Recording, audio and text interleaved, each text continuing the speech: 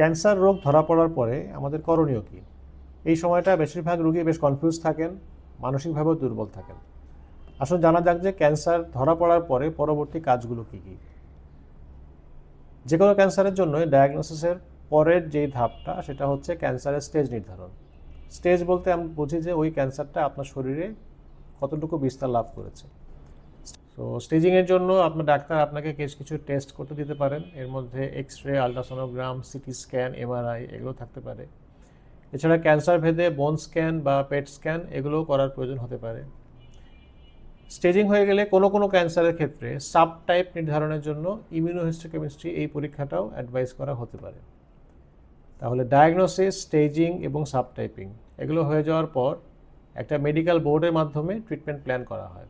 এই মেডিকেল বোর্ডে cancer surgeon, medical oncologist, radiation oncologist এরা সবাই থাকেন। এটাকে মাল্টিডিসিপ্লিনারি টিউমার বোর্ড বা এমডিটি বলা হয়।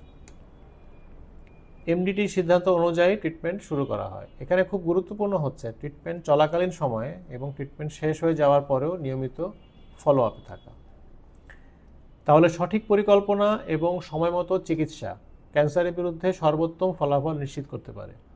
আতঙ্কিত হবেন না, সঠিক নির্দেশনা মেনে চলুন।